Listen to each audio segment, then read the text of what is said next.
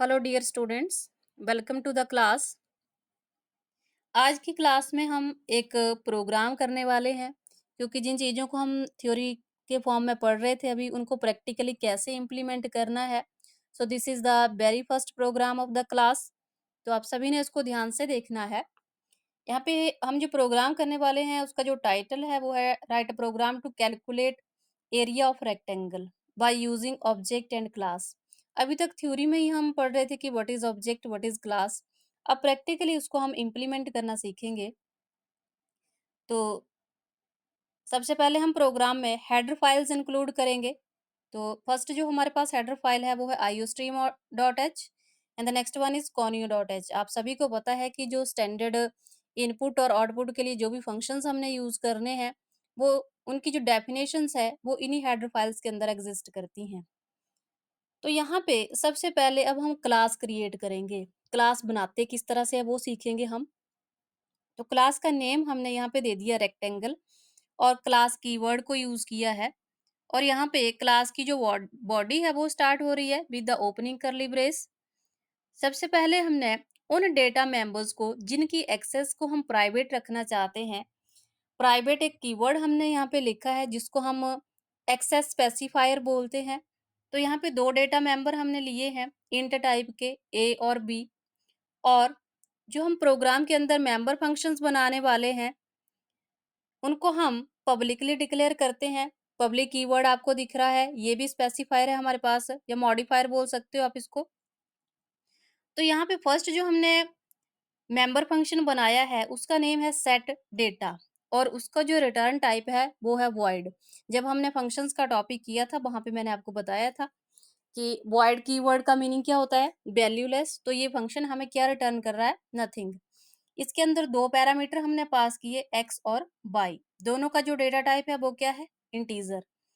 अब इस ये जो सेट डेटा फंक्शन है इसकी बॉडी यहाँ पे स्टार्ट हो रही है with the opening curly brace. और यहाँ पे हमने लिखा है a is equal to x and b is equal to y. Basically x और y में जो भी वैल्यू जाएगी तो x की जो वैल्यू होगी वो a में स्टोर हो जाएगी और y की जो वैल्यू होगी वो b में स्टोर हो जाएगी। फिर हमने फंक्शन की बॉडी को यहाँ पे क्लोज कर दिया है। किस तरह से पता चला आपको, क्लोजिंग करली ब्रेस से।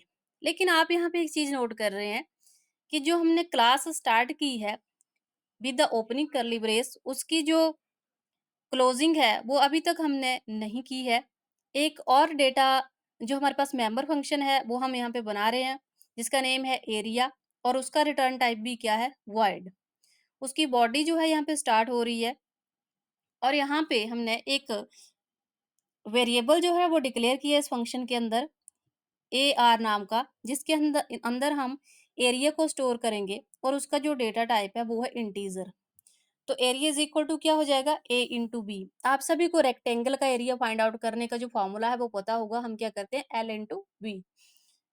ओके, सो हम यहाँ पे प्रिंट क्या करवाएंगे एरिया मेथड के अंदर कि जो एरिया ऑफ रेक्टेंगल है वो कैलकुलेट होके प्रिंट हो जाए। तो जैसे हम सी लैंग्वेज के अंदर प्रिंट एफ फंक्शन का यूज करते थे, यहाँ पे हम सी आउट का यूज कर रहे हैं। सी आउट का यूज कर रहे हैं और उसके साथ हमने लगाए हैं एंगुलर ब्रैकेट्स और डबल कोट्स के अंदर हमने दिया है मैसेज। और बाहर हमने डबल कोट्स के बाहर हमने ए आर जो वेरिएबल है उसकी वैल्यू को प्रिंट करवाया है जिसमें ए इंटू बी की जो वैल्यू है वो स्टोर हो जाएगी। और एरिया मेथड की बॉडी आगे क्लोज हो रही है। उसके बाद आप देख रहे हैं कि क्लोजिंग करली ब्रेस लगाई है हमने और बाहर लगाया सेमी कॉलन। बेसिकली यहीं से हमें पता चल रहा है कि यहाँ पे क्लास की जो बॉडी है वो क्लोज हो रही है। क्लास की बॉडी क्लोज होगी तो कैसे रिप्रेजेंट होगा, क्लोजिंग करली ब्रेस और उसके बाहर सेमी कॉलन। और ये जो डबल स्लैश के साथ लिखा है एंड ऑफ क्लास स्पेसिफिकेशन, ये क्या है, ये सिंगल लाइन कमेंट है। अब इसके बाद हमारे पास आता है मेन फंक्शन। अब मेन फंक्शन की बॉडी स्टार्ट हो रही है यहाँ पे। तो मेन फंक्शन के अंदर सबसे पहले रेक्टेंगल क्लास के हमने दो ऑब्जेक्ट बनाए जिनका नेम है R1 एंड R2। उसके बाद R1 डॉट लिखा है, ये ऑपरेटर डॉट ऑपरेटर है ये। R1 dot set data, set data method को हम ऊपर डिफाइन कर चुके हैं क्लास के अंदर। तो यहाँ पे दो पैरामीटर हमने 5 और 10 पास कर दिए क्योंकि हमने पैरामीटर्स का टाइप क्या रखा है, इंटीजर। और उसके बाद हमने रेक्टेंगल 1 में जो भी वैल्यू स्टोर होगी, उसको यहाँ पे हमने प्रिंट करवाना है। एक मैसेज हमने दे दिया कि रेक्टेंगल 1। ओके। तो आपने एक चीज़ यहाँ पे नोटिस करी होगी कि हमने यहाँ पे मेन फंक्शन जो है प्रोग्राम के लास्ट में लिखा है, और जबकि जो सब मॉड्यूल्स हैं, ये सब फंक्शंस हैं, उनको हम मेन के ऊपर डिफाइन कर रहे हैं। यानी सब प्रोग्राम्स को पहले डिफाइन कर रहे हैं और मेन मॉड्यूल को प्रोग्राम के लास्ट में डिफाइन कर रहे हैं। तो जब हमने सी और सी प्लस प्लस को डिफरेंशिएट किया था, तो एक डिफरेंस हमने लिखा था कि C is a top down programming and C plus plus is bottom up programming.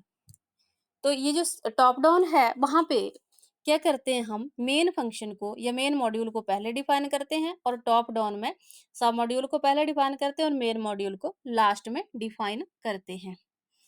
अब नेक्स्ट R1 ऑब्जेक्ट के साथ हमने फिर से एरिया मेथड को जो है यहाँ पे कॉल किया है।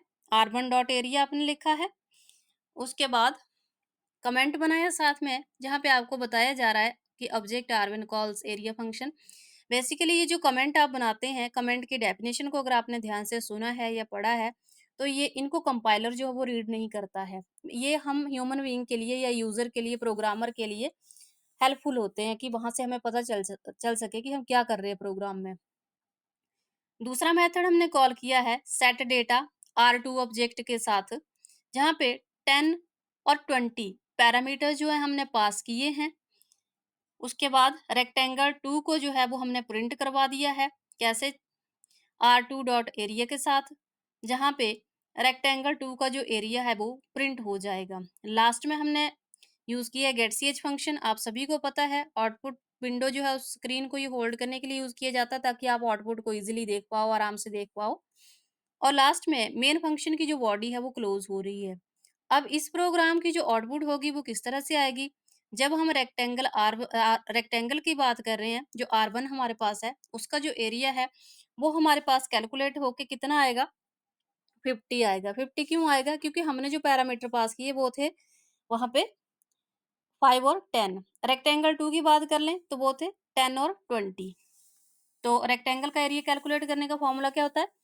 Area is equal to L into b. तो फर्स्ट रेक्टेंगल में क्या हो गया? 5 इंटू 10, और सेकंड में क्या हो गया? 10 into 20। So this was all about this program. अगर आपकी क्वेरीज कोई रहती हैं तो आप कमेंट बॉक्स में उनको पोस्ट कर सकते हैं। ये हमारा सी प्लस प्लस का फर्स्ट प्रोग्राम था, और इसी तरह से आगे जो प्रोग्राम्स हैं उनको करते जाएंगे।